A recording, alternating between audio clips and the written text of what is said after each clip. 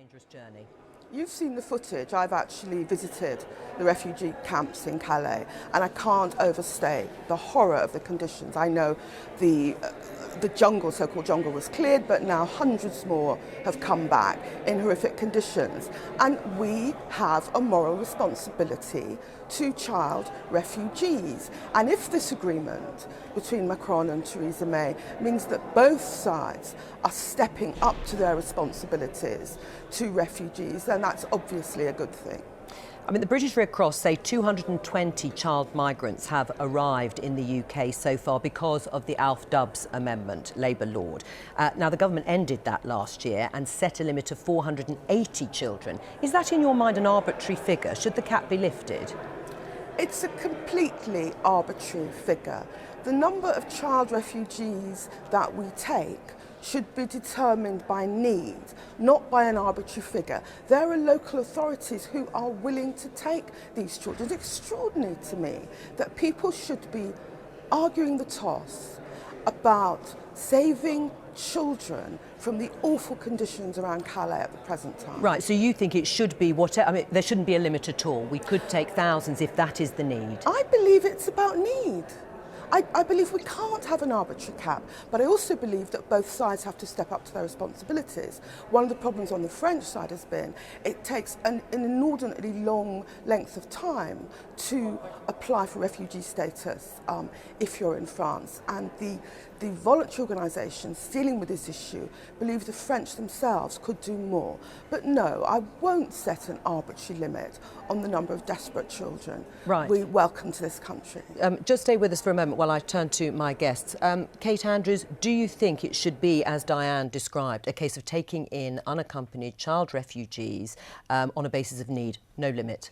We have to be realistic about what we actually have the resources for. If you bring in thousands upon thousands of people and you literally can't help them because you don't have the resources, it's hard to see how that would benefit. But I do agree with Diane Abbott that the number we're taking in currently is too low. We are talking about children. We are not talking about economic migrants here. Andrew's point about being more transparent with the public about how they're being vetted and what age they are is well taken. That has to be made very, very clear. But especially post-Brexit, if Britain wants to maintain its status in the world, it needs to step up to its moral duty of helping those who are most vulnerable. Do you think, when it came to the meeting yesterday, that Emmanuel Macron, to some extent, has the whip hand in dictating terms on things like paying for officials over in France and also Britain, in his mind, doing more to take in unaccompanied children? I mean, the interesting thing is he actually retreated a bit from his harder position before the election campaign in France, where he wanted to rip up Le Touquet entirely. And he's taken a bit of stick in France for not getting enough from the UK, not enough money, not enough commitment on the refugee side.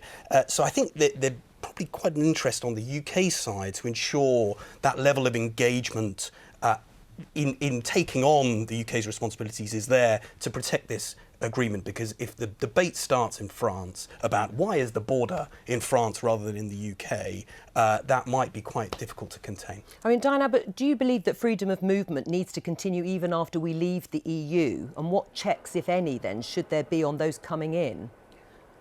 The government has agreed with our position that there has to be a transitional period when we leave the EU, and as part of that transitional period we will stay within the single market and the customs union. If we're in the single market, there will be a measure of freedom of movement.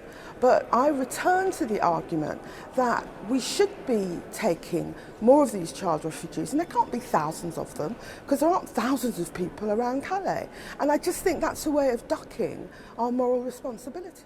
Diane Abbott, thank you very much. We will make America great again.